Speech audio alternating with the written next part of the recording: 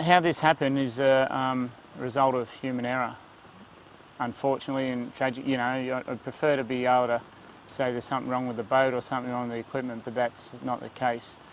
In this instance, when he looked at the seamounts that I'd asked about that we were going over, looked, and on the first look, or even I think it's the second look, if you pan in on the seamounts, it just shows a 40 metre depth from say 3,000 to 40, and that was the depth information, tragically, that he gave me, and that's what I operated with, and that's what I told the guys with, and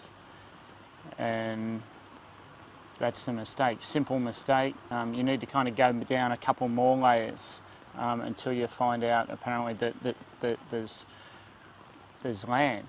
Yeah, as skipper you end up with ultimate responsibility, but below that there's different sections of where people take individual control of those areas. One of these areas was the breakdown that let this happen.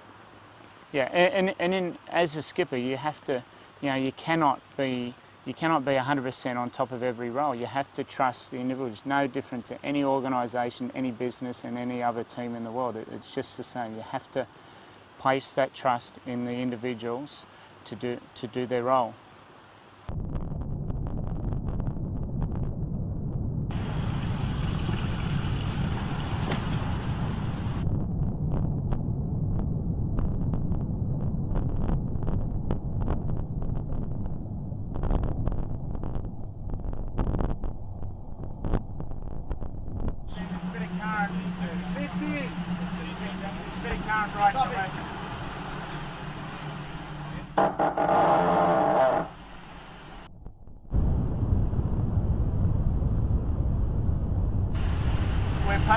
We're going over the top of some shoals right now, 40 metres deep. Oh yeah, wow. See the line here?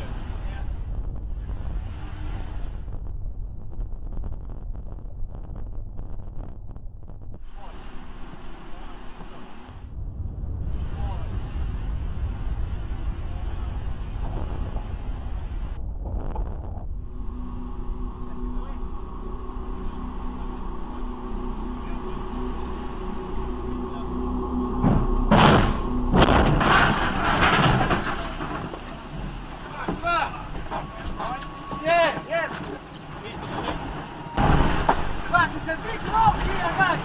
It's a rock! Oh! Fire the sea! Holy shit! It's alright. Fire the sea! Yeah, we're fine here. Guys,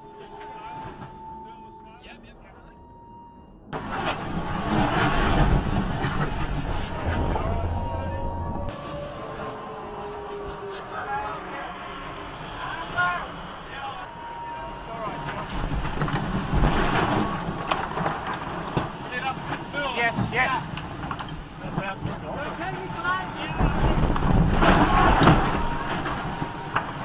Hang on, guys. Fine. The aft can't quite say it's the same. What you just heard was a bit of cracking.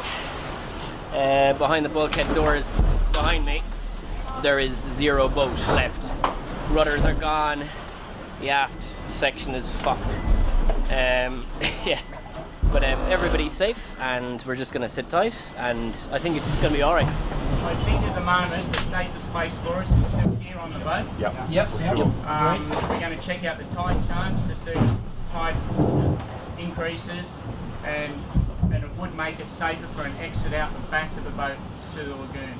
I think it's too dangerous having to go out over the front, trying to swim out through breaking waves. Yep. Agreed. 9 people on board, no personal injuries. Consistent behavior via immediate assistance to abandoned ship. Over. So we just we going to hold off abandoned the ship. It was falling apart. Apparently Couldn't keep it there's a together. high and dry island between us and Albertica. Deployed the life raft and abandoned the ship. Stop the thing, guys. Now holding on to the life raft.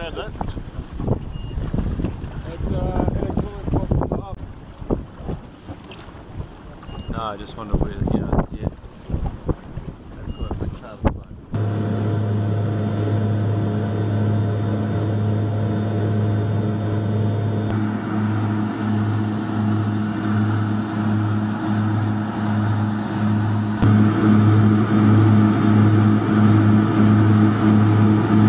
We're going to try and clean up the boat as much as possible, get the environmentally dangerous gear off, and then we're going to do the best we can to salvage what's left first. So we'll go have a look now and start the process.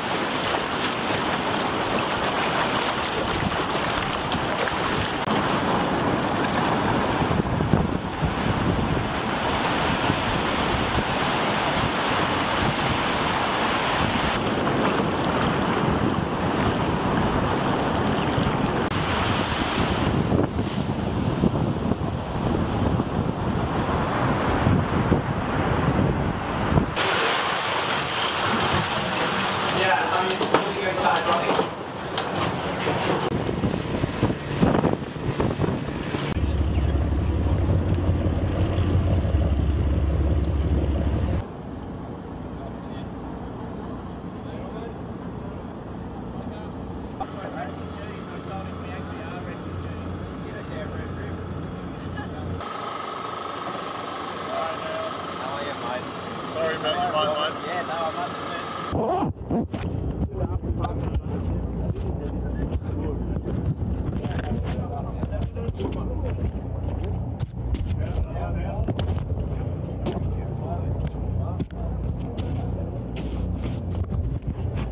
The other night was for sure that it was definitely the toughest night of my life, and for sure I think the same for the guys.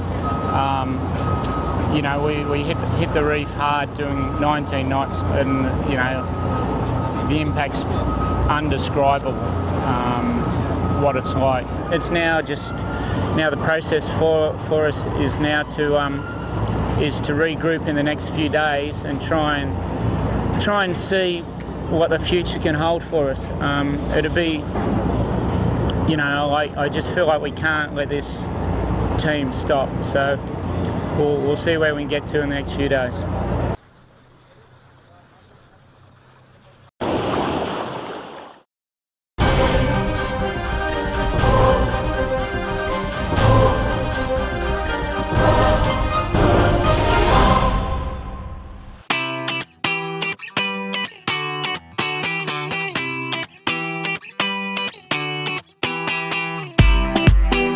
know, it's a progression. You know, the first boat was a 2007 boat, wasn't competitive. You know, then we bought the Artemis program, that became the Gladiator, and you know, the next year we're going into a new boat. So Jeff and Tony are just great guys to sail with. You know, and everyone on the boat really is a good character. You have to have good characters on the boat, otherwise, you know, you haven't got a good team. So that's the way we work as well. Can't sail with people you don't like. I don't actually get paid for being on the boat, but it's an honour to be there working with some of the guys that we've got on the Gladiator at this time. Yeah, it's marvellous.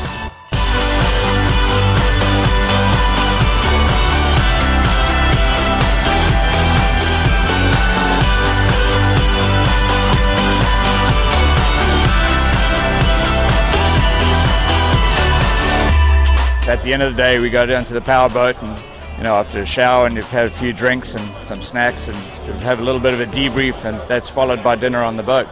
Or else we go out to dinner out in the town and enjoy some of the city life. We had Stephen Roach on board yesterday. He was a Tour de France winner, which was nice. Very, very special day to have him on board. I met Tony briefly there a few minutes ago, and presented him a yellow jersey, you know, before the start. But a yellow Tour de France jersey, of course. You know, the only advice I'll be giving him is you got to win, you know. So I'm sure they have also. I mean, the Gladiator, the name itself speaks for itself. So I'm sure there are a bunch of winners themselves. So. Hopefully he gets the yellow jersey on for us today. Fancy going out for a ride with him at some point, do you? Oh yeah, absolutely, yeah, just to see how bad I am.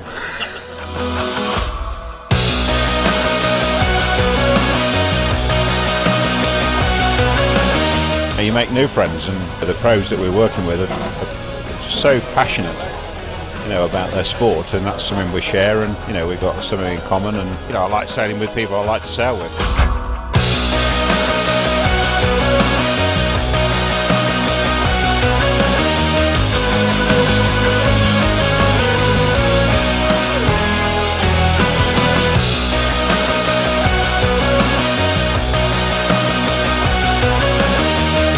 We're fighters, really. It's the whole Gladiator thing. Go out there, try hard, and never give up.